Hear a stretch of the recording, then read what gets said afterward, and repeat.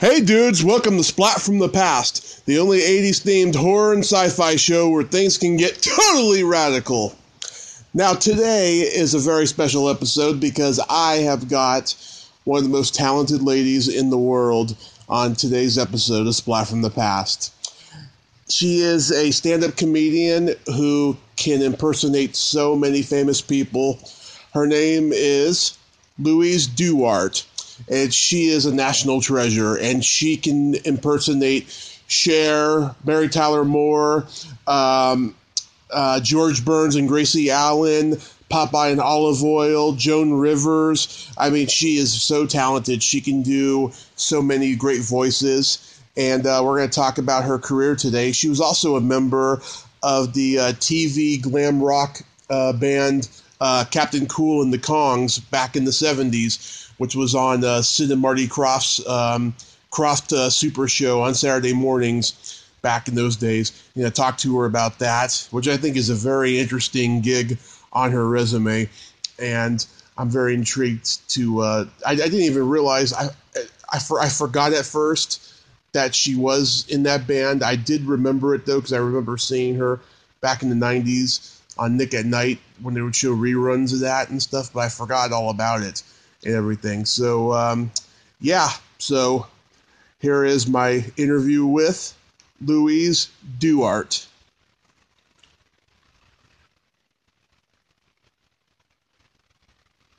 Hello. Hi, Louise. Yeah. Welcome to the show. How are you? Doing great, thank you, on this rainy day on Martha's Vineyard. Oh, wow. It's raining out there? It is, yeah. Oh, that is terrible. We're nice and warm over here in California. Well, you always are. I lived there 20 years. It was always 75 degrees every day. Mm-hmm. 20 years I lived there. Wow. Wow, it's such an honor because being a stand-up comedian and looking up to talented ladies like you. Oh my God, I remember when I was like 6 years old, my mom started working for the cable company. She's still there. She's on the verge of retirement. And we got Showtime for the first time. And at that time, you were hosting subscription ads. Oh, okay, yeah, uh-huh. Yeah, and that was like my first time I saw you, and you would do like your George Burns and Gracie Allen on it and stuff, and just it always made me laugh. Oh, that's sweet. Oh, that's so nice. Well, congratulate your mom on her retirement. Good for her. Absolutely. She's got about 6 more months or so, but it's almost there. Great. That's so nice. So, were you doing impressions at an early age? Oh, yeah, absolutely. Well, I was, believe it or not, a very shy child. And I found that I had this knack to impersonate people. Mm-hmm. So when I started impersonating my friends' mothers, it could get them out of school for the day by calling up the nurse's office.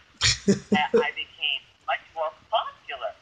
So, it was really, as a kid, I always did them. Yeah, I loved it. I used to sit in front of the TV set for hours and just, watch like I Love Lucy, and then I go to the movies, and I loved all the great movies with Katharine Hepburn and all the great, and so I would just be in awe of them and wanted to be them.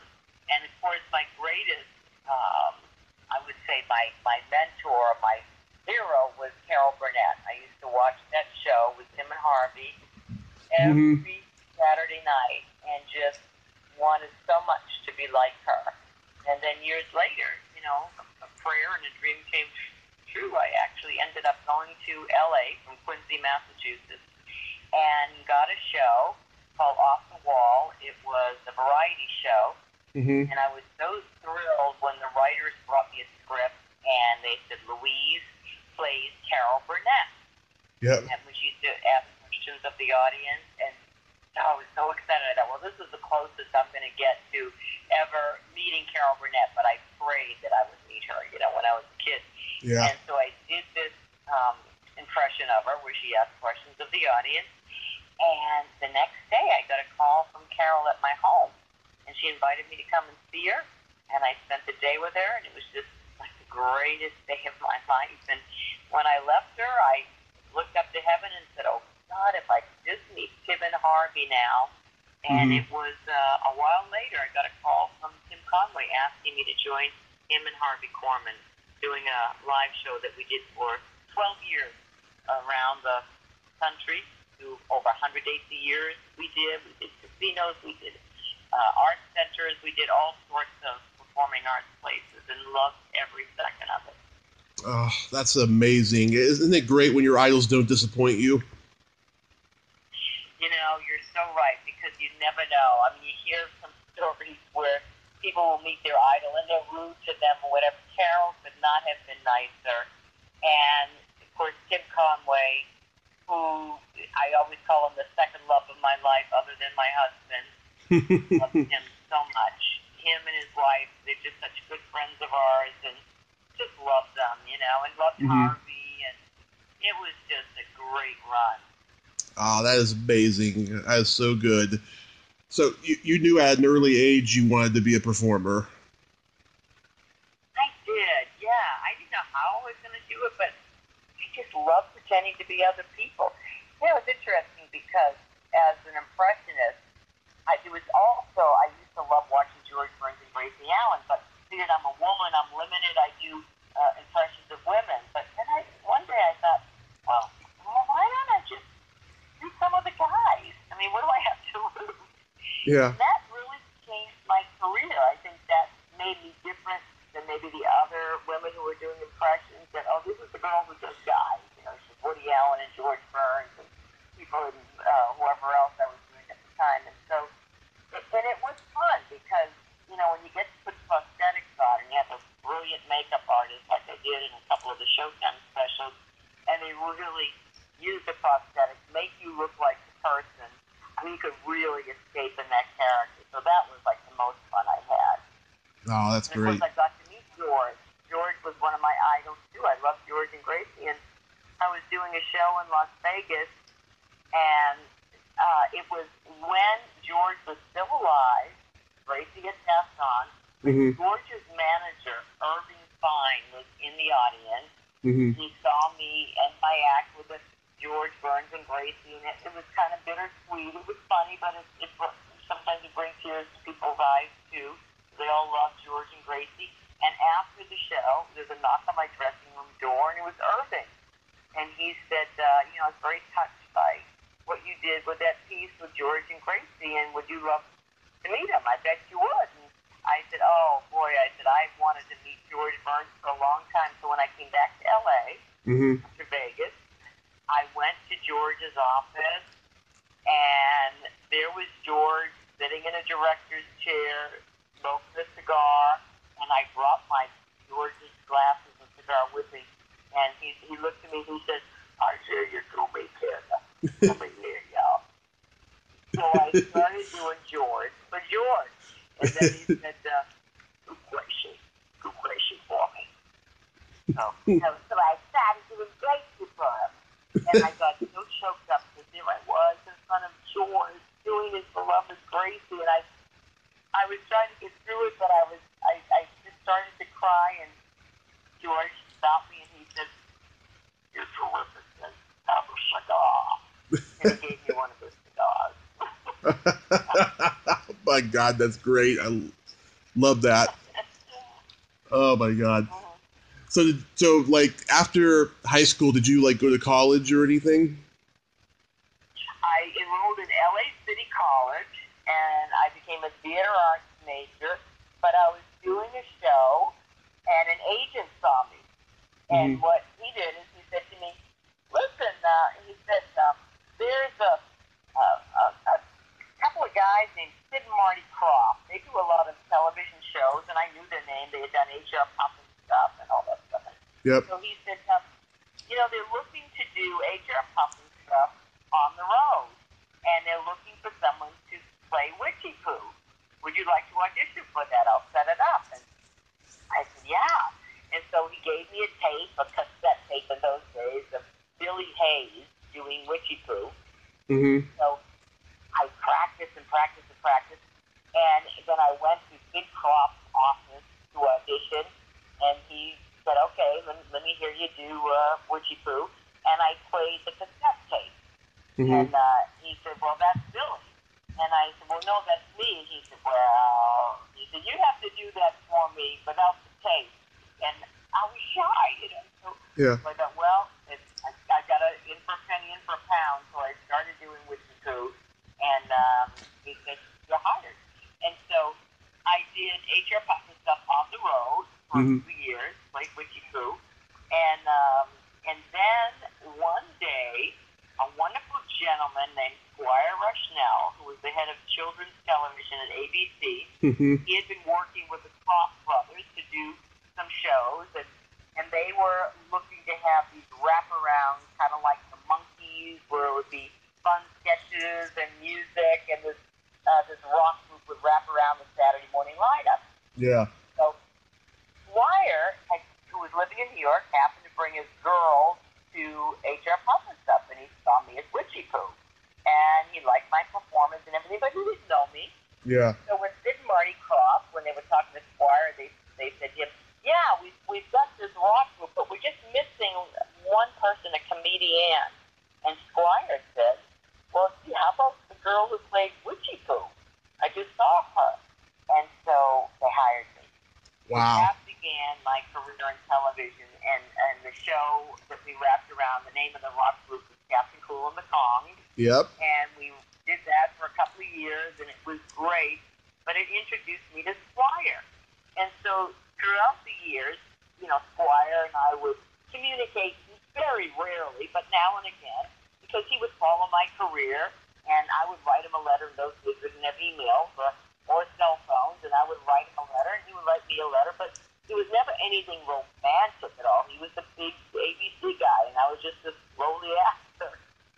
Well, years later, I was doing an off-Broadway show called Dream Stuff in New York, and Squire, who was then divorced, and I was divorced, he was living in Washington, D.C., running a cable network.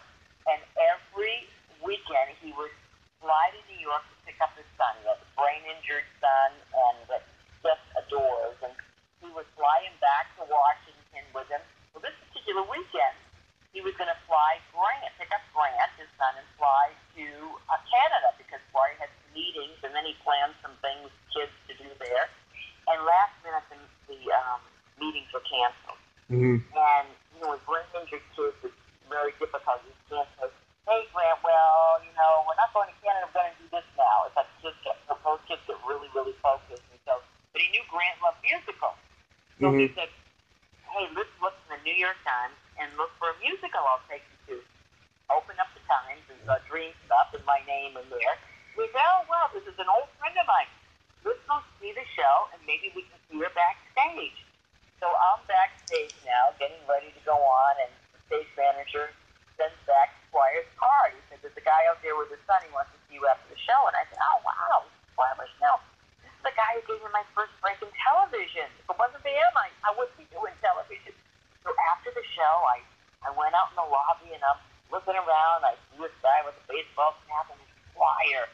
And I looked at him, and I don't know, I just knew that I was going to marry him.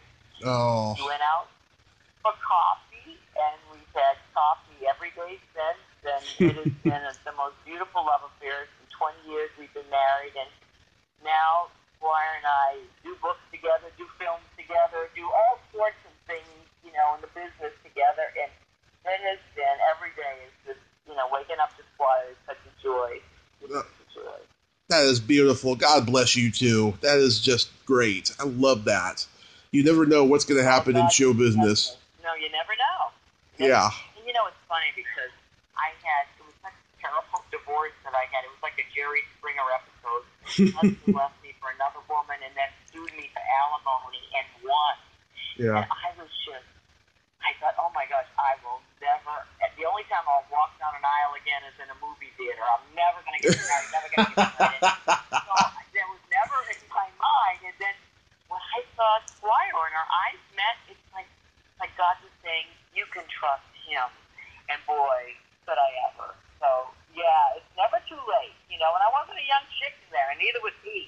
But, you know, we look at this as, thank God it happened, you know, that, you know, there's a wonderful scripture in the Bible, in Romans 8:28, that says, all things work together for good. And I look back now and I think, if my husband hadn't left me for that woman, I never would have met Squire. Squire was waiting in the wings.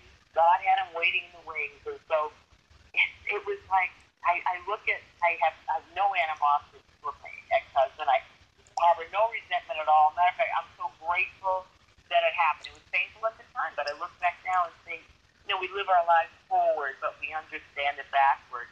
When I look at that time and place, I realize, oh, God really did have a plan and a purpose for my life, and he blessed me beyond measure. Oh, don't make me cry.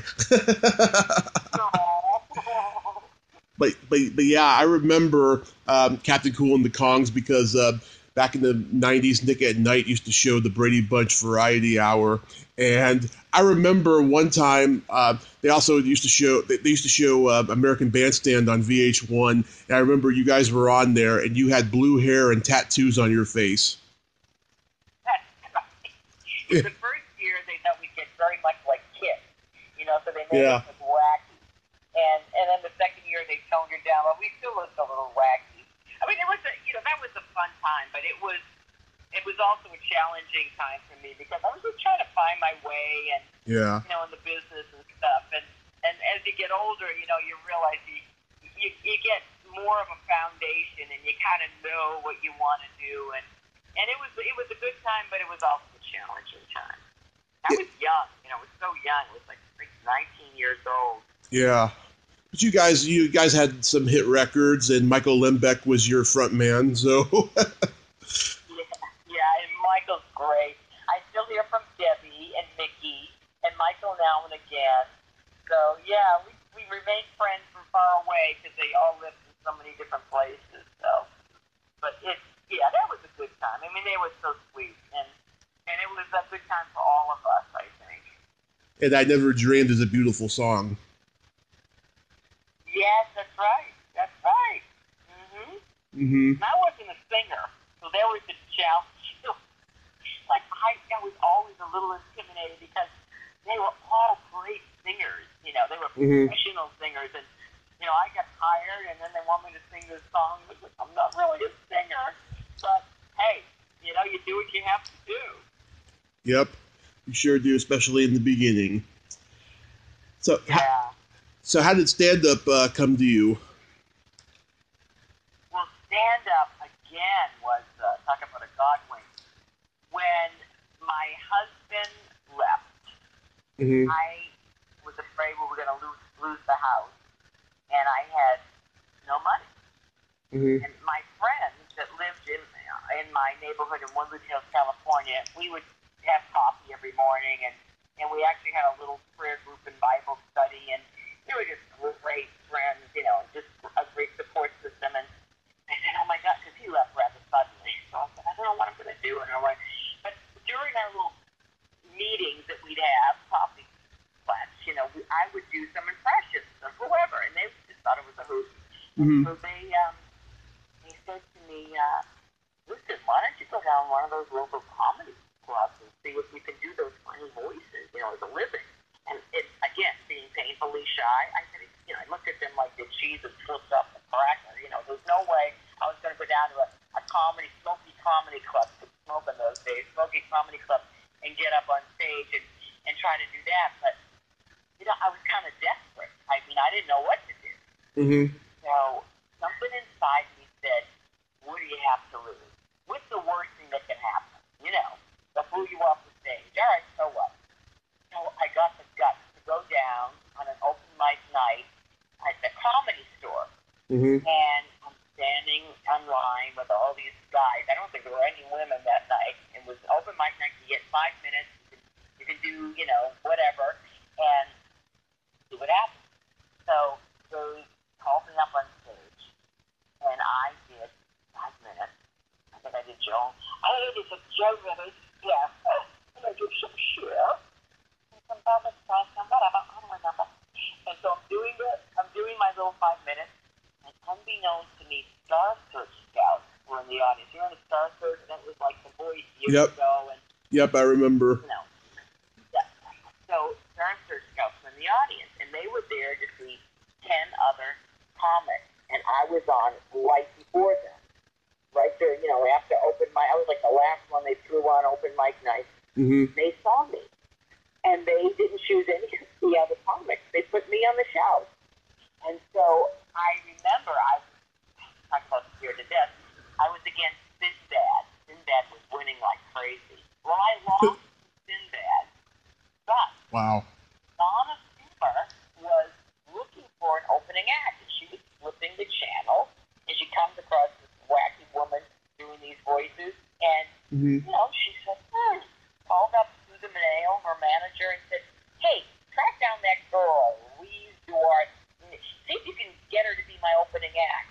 And she offered me the job of her opening act. It was like 2 weeks later. Wow. And here I was, opening for Donna Summer at Tahoe. It was in Tahoe, the towers in Tahoe. I get scared to death. And she made me her opening act for 2 years. And that's really how I honed my craft as a stand-up comic. And I shouldn't even say a stand-up comic, because I don't want to put myself in the same category as some of the other great comics. I was an impressionist. I did impressions. And so for 2 years, I did that. And that opened up the door to Showtime specials and other specials. And, you know, it just really was the key that opened all the doors. And I haven't really stopped working since. What year did you get to the Comedy Store? Oh, gosh, it was years ago. It had to be 30 years ago. It really did. It had to be 30 years ago.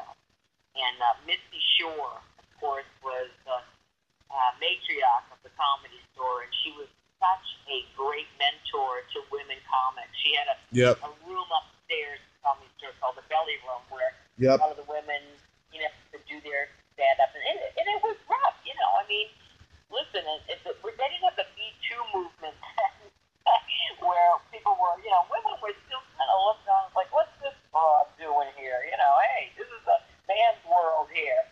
But she was great, and she was really so supportive, and she helped me a lot. And she helped me actually, I could make a few bucks if she would give me the main room spot, and you split the money with the other comics, and so you could do pretty good in the main room.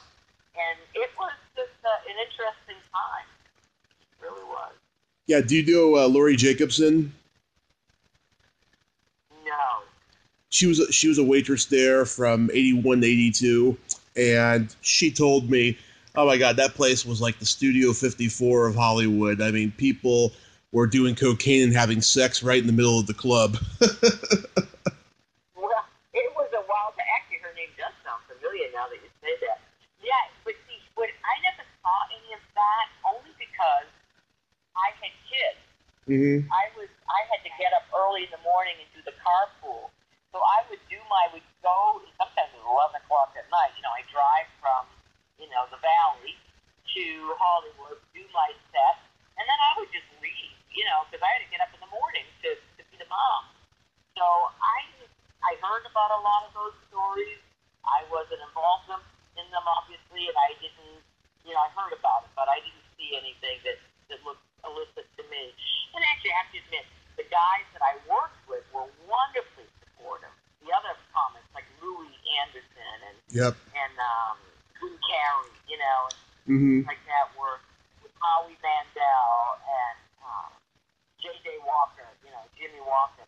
Yep. They were all great to me, and they did take me under their wing, and they were all terrific. And, you know, I'm friends with them on Facebook, and I love Louis was really especially nice to me. Oh, that's great. Yeah, he's a funny guy. Stuff. Was Robert Weil running the open mic? No, wasn't. It was Harris Pete. Oh, Harris Pete ran open mic? I didn't know that. Yeah, I think it was Harris Pete who ran the open mic. Yeah. Because I know he was the doorman there, and he had a reputation for being very gruff.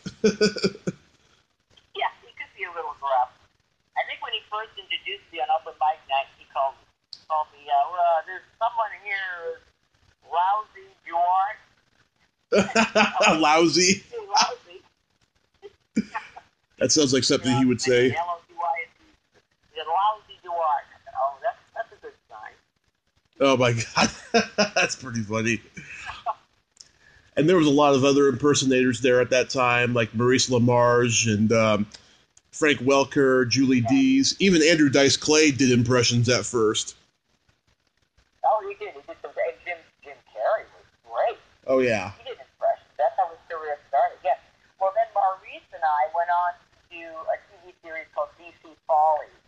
It was with Sid and Marty Kroft again. They were life-size puppets, and it took place in Washington, D.C., and there was only one real person, and that was Fred Willis, who played the bartender at this place, this D.C. bar, and all the political people would go there. But in those days, it was Reagan was president, and so there was Maurice LaMarche and John Rourke and Joe Alasky.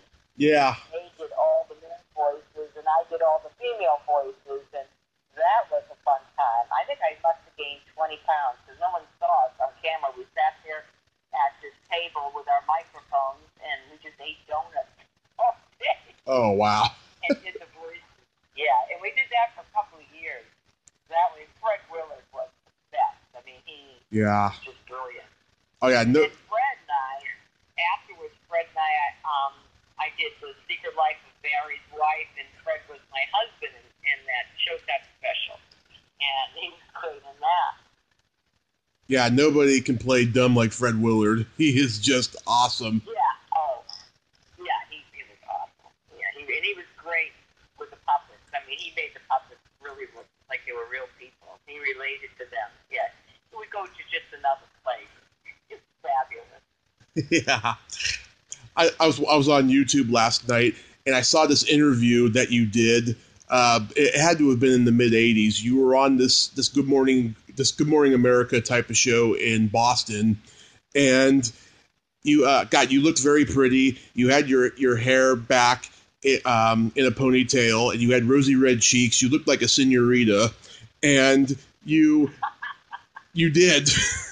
And you told this quick story about being at the Academy Awards and being stuck in an elevator. Right. And I still use that bit, and I change it up, depending on who's in the elevator. I change it, but there's like 25 celebrities get locked in an elevator, and so it's kind of a tour de force, and it's so much fun to do because I get to change voices. They talk back and forth to each other, and it's really fun. And the audience really enjoys it because, I'm not doing a long bit with one person. They're just doing like a line or two, and then someone else breaks in, and it's kind of a schizophrenic thing to do. The first time I tried that, I got so confused. I had Barbara Streisand sounding like Edith from Edith and Archie. And I would get so confused, but eventually Popeye gets them out of the elevator, so that all works out in the end. But now I have Judge Judy in there, Fran Drescher, Hillary Clinton I throw in there, and all sorts of people, depending on the mood I'm in. Oh. Did you ever get on The Tonight Show? I did not. I came very close to getting on The Tonight Show, but it's a long story I won't go into because I don't want to mention names, but it was a manager I had that said, you're not going to go on The Tonight Show unless you can sit down with Johnny. And I said, what are you talking about? I said, I'm not a star. This is how everybody gets started. I've got to just get up there and do good. And you're not going to go on that show unless you can sit there with Johnny. And so they turned me down, and that was that. But years later, I was in a Broadway show called Capitals on Broadway, and we were on the road with it. And I forget where we were, but Johnny was in the audience. And so he came backstage, and he said to me, oh, wow, he said, I wish I had known of you when he was retired at this time. I wish I had known about you when I had my show. I would have had you on all the time. Mm-hmm. It was vindication, but obviously it didn't help me to get on the show because it was prior to that. But that was a kind of nice thing for him to say. Yeah. You didn't think you could do panel? Well, my manager insisted that he put me on the panel, or I wouldn't do the show. I see. But you don't do that. You don't do that beforehand. If he sees you and he loves you, then he would say, "Come on over." But Right. you can't tell Johnny Carson what to do, and that's kind of what he was doing. So he was one of those new managers that thought he knew his stuff and wanted to throw his weight around. So, and like an idiot, I listened to him instead of saying, "Okay, let me just do it." So. Wow. And you never went on Letterman? No, never did. No. Wow. No. That is sad. You would have been great on those shows. Oh, thank you. Yeah. You also did a Paramount Comedy Theater with Howie Mandel. Yes, that's right, I did. Howie was great. That was fun. Yeah. And then I worked with Jonathan Winters on a Showtime special, and he was just, talk about brilliant. He was great. Mm-hmm. Some of those great comics that have passed on, and so sad. I think of Harvey Korman. Harvey was one of the greats, and I was just so blessed to work with him. And I worked with Don Knotts when Harvey sometimes couldn't go on the road with Tim and myself, because the three of us did a show called Together Again. It was Harvey, Tim, and myself, and we did some of the great sketches from the Burnett show, and then I would do some of my acts in between them setting up the sketches and stuff, because they had to get all, the sets all lined up, so they would have a curtain. Would come down. I would do a little bit of my act while they were setting the next scene. Mm-hmm. And sometimes Harvey couldn't make it, and so they would have Don Knotts fill in for him. And Don was adorable. Yeah. Audiences loved him. And actually, Tim Conway's mentor, the one he idolized more than anyone, was Don Knotts. He just loved Don. Yeah, I was so sad when he died, because that guy was just brilliant, that guy, just the faces he made, just the way he would act like he was the smartest guy in the room, but he wasn't. He was just so hilarious. Yeah, it's interesting. I was watching the Emmys last night, and I turned it off after a few minutes. I just got so bored with it, and I went on. Yeah. I found an I Love Lucy episode, and I just started watching that. Because, those were the shows, and I think, maybe because I'm old, those are the shows I grew up with, but I don't know, I just think they stand the test of time, because if you take young kids and you show them an I Love Lucy show, they will laugh really loud, and it doesn't matter that it's in black and white, funny is funny, and Lucy was the best. Mayberry was great with Andy, and with Dawn, and all those great shows. Even Happy Days was great, and I was glad to hear that Henry Winkler won an award. That was great. He won an Emmy finally, so that was good. But I don't know. I just can't get into the new shows. I love Seinfeld, and I love Larry David. I think Larry David's a hoot. But yeah. Some of the shows, I don't know. I just don't care for them. Yeah, to me, it's overexposure, and it's too much content these days. To me, there's always been too much content, but I think it's the worst now because there's more channels, and more online streaming now. It's just not the same anymore. No, it really isn't. It is. I know they all want to be edgy, but it's very difficult to watch. I have a 100-year-old mother who lives with us. Mm-hmm. She is a hoot. She's a little old Italian lady, and I'll sit and watch TV with her. And some of the TV shows, it's like, oh my gosh, I'm so embarrassed. And this is on, regular television. It's not cable. And, it's just, you should be able to watch TV with your kids or with your grandmother, Right. That's absolutely right. Did you ever work with Rich Little? Oh, yeah, I love Rich. I did. Rich and I did an album together years ago. It was with Ronnie Reagan and Nancy Reagan, and he was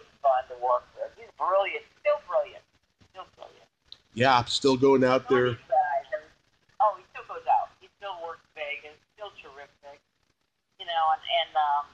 I'm so glad to see that people still appreciate that talent.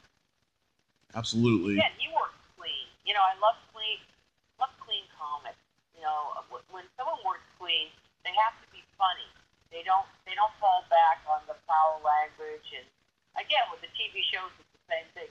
Listen, Warren and I are doing we just completed filming, and as you know, in Canada, we did a Hallmark movie that's going to be out in December or late November. I'm not sure of the date yet, but it's called A God Wink Christmas.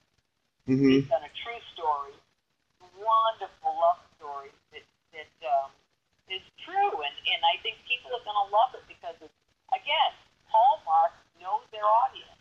Hallmark is doing so well because they have a huge audience who's looking for fun family programming, and they've got it in spades.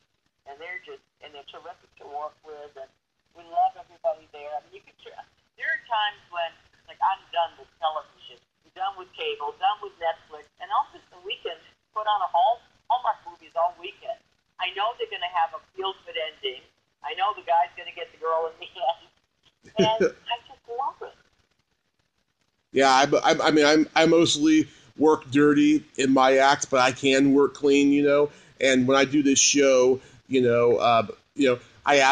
sometimes I ask the guest beforehand, if they're easily offended or anything, because sometimes I can let the wrong word slip. I've only offended one person the whole 200 plus episodes I've done of this show, but for the most part, they love my humor, whether it's clean or dirty, and I'm very blessed that way. It actually makes me feel like I have talent. Yeah, and there's a place for that. I'm not a tootie, but I also think, as you just said, you just want to make sure who your audience is. Right. You don't want to do is offend them. If people know they're going to a comedy club and there's going to be some material there that's blue, okay, well, they know what they're getting in for. But if you bring your grandmother there, I remember years ago when, who was it? Red Fox had Stanford and Son. Mm-hmm. And Yep. older ladies loved him. All the old ladies loved him. But his act in Vegas, the old ladies would come, was so filthy. It was so blue. Half the audience, I think, would get up and leave because, the old ladies go there expecting this sweet old man who, was a junkyard. And they got some really blue material. And even with Joan Rivers, who I adored. But, Joan could work blue, but you have to know that her live show was a little off color. Right. And, it is what it is. Definitely she wasn't funny. She was, to me, the best.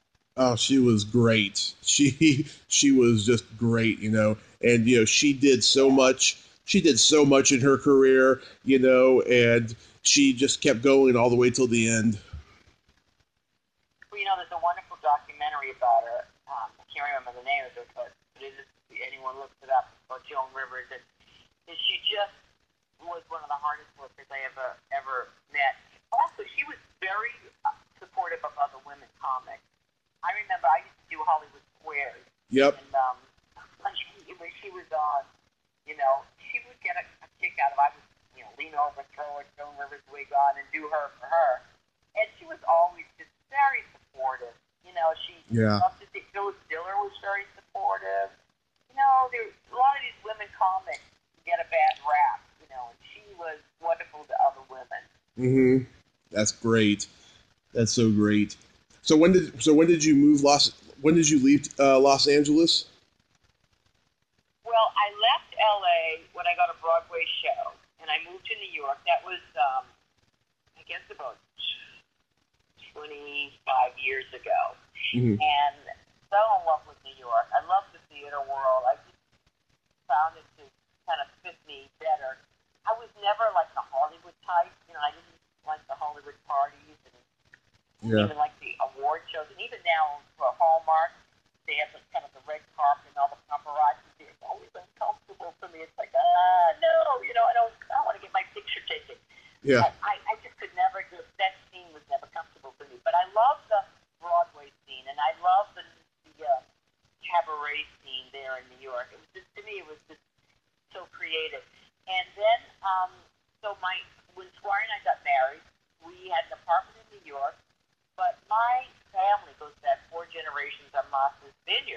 Mm-hmm. And so I always had a little family place there, and I would go back there, and when then Squire and I got a little place of our own on the vineyard, and we ended up just loving living here so much that we were spending less and less time in New York and more time on the island.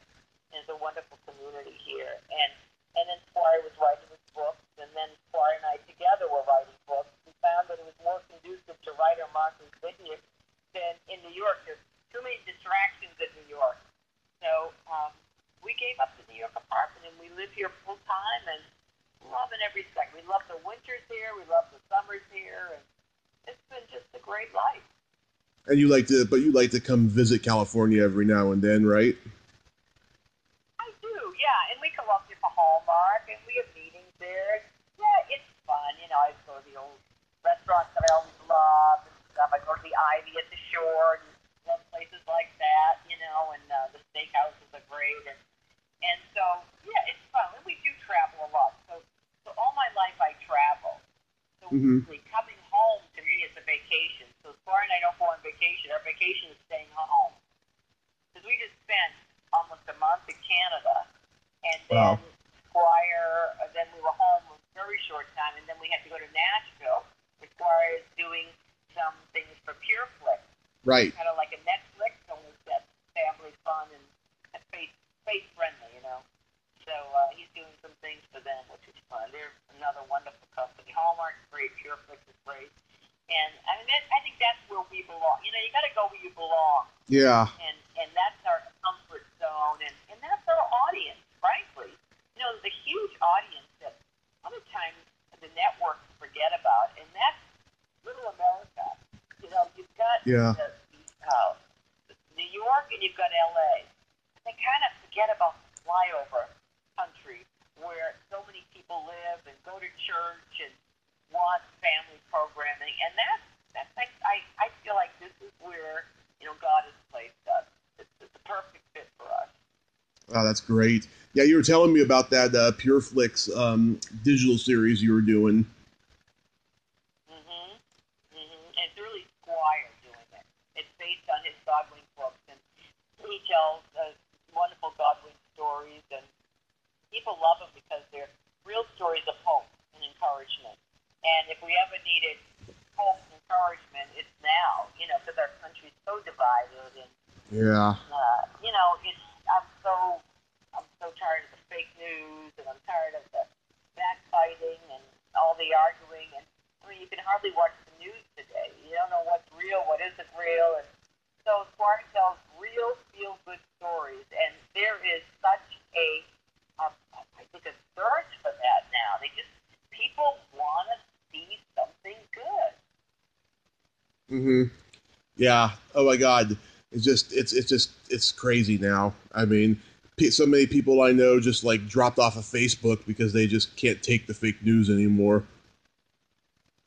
Well, and also the mean-spiritedness of people. I mean, you know, you can't put anything on Facebook that's pro or con, whatever you know, bent you are politically. You can't say anything. It's like you can't have an opinion, or else people are going to just destroy you. And I mean, what is that about? It's like it used to be that we could have a conversation and disagree. Listen, it used to be years ago, you know, the Reagan years, Reagan and Tip O'Neill. They were on the opposite end. Tip was a Democrat, Reagan staunch Republican, and they would argue, and then they go out for a drink later, and they were buddies. Yeah. You know, that doesn't happen now. It's like, you know, you can't be, if you're a Democrat, you have to hate Republicans. If you're a Republican, you have to hate the Democrats. And what is that about? You know, unity. We need unity. And Squire and I wrote a book called The 40-Day Prayer Challenge.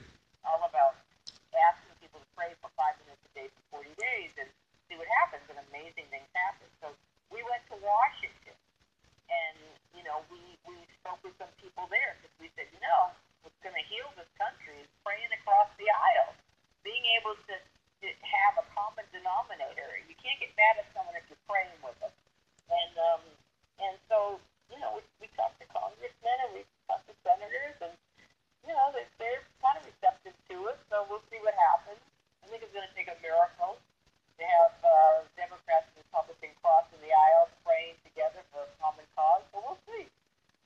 That's right. Absolutely. My favorite impression that you do is Cher, and the reason why it is because you become her when you do Cher. Yeah, well, Cher, to me, was someone that broke the mold, and I loved her for that. And seems like she would reinvent herself every few years, and I love that. And even now, I don't know how old she is now, but she's in her 70s. Yeah. She still looks fantastic. She's still great. She's still doing movies, and she's still reinventing herself. Yeah, she's one that I always loved. She was probably the most different from who I am as a person. So when I did Cher, this vampy, trampy kind of person, it was so not me, but I loved getting into the character. I loved embodying Cher. Yeah. I mean, you did her face, everything. I mean, you looked exactly like her. You really become her, you know. Yeah, I do. I think I looked just like George Burke too, which was kind of scary. Well, when they make you up to look like him, yes. But you do Gracie's face really well too. No, I loved her. She was precious. Yes, I mean, God, they don't make them like those two anymore. I'll tell you. No. I do some impressions too. I do Klaus Kinski really well. Oh, that's great. Love it. I am so sick of it. I am so sick of women resisting my charms. This has to stop right now. 9999. That's fantastic. That's right on the money. That's great. Oh, thank you. Alan Arkin, I do. I did a picture with Steve Guttenberg called Bad Medicine. It took me 3 months to call him the Goot. That's fantastic. Jerry Seinfeld being dirty. Why do they call it a blowjob? You're not blowing anything. And why do they call it a job? You're not getting paid unless you're a hooker. Good Jerry. That's a good Jerry. Oh, thank you very much. Yeah. Oh my God, Rodney Dangerfield. Oh, I hear in Canada they make love standing up. That way both can watch the hockey game. Rodney was another one who was a great champion for young comics. Mm-hmm. Oh yeah, he did those young comedian specials on HBO back in the day. Harry Basil was, Rodney just took Harry under his wing. He really did. Yeah, and I hear every time he's on like a podcast or something, he just talks about how Rodney was his mentor and everything, and how he got him into directing a couple of his movies and stuff. Yeah. Yes. He did 5 of those. Rodney did 5 of those specials, and like somebody or like most of them got discovered off of every one of them. Yes, you're so right. No, those were brilliant. It's incredible how careers were made that way. Yeah, it really was. It was like kind of the Saturday Night Live, only it was with comics. Right. And so many of them had careers after that, and I was Jeff Alton. I'm trying to think of Jeff. Yes. Jeff was another one. Yeah. Who I worked with many times, and he worked with Sid and Marty Kroft too. He was great. Oh yeah, Jeff. You mentioned Maurice LaMarche. Maurice was great. Joe Alasky was great. So many of them. Listen, I gotta run because I told you I have a 100-year-old mom, and she's I hear her calling from upstairs. Okay, Louise, you are a sweet and talented lady who's lived an amazing life, and I thank you so much for taking the time to talk today. I sincerely mean it. Oh, you are so sweet. I'm sorry it took so long, but you saw my schedule, how wacky it is. Yes, and I'm just glad that we got to do it. Thank you so much. Thank you. Well, God bless you. You take care. You too, and you have a great day. Thank you. Bye-bye. Bye-bye. Well, there you have it. Louise DuArt. Ain't she a sweetheart? Thank you so much, Louise. You really are a national treasure, and I appreciate you so much, and you're a very funny lady, and I'm glad we got to talk about old-time show business as we know it. If you like this video, everyone, please subscribe to my YouTube channel, add me as a friend on Facebook, join my Tommy Kovac comedian page on Facebook, follow me on Twitter and Instagram, and all that fun stuff. Well, that's all the time we have this week on Splat from the Past.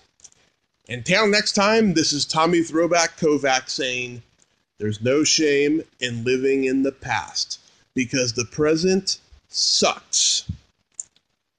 Later, dudes!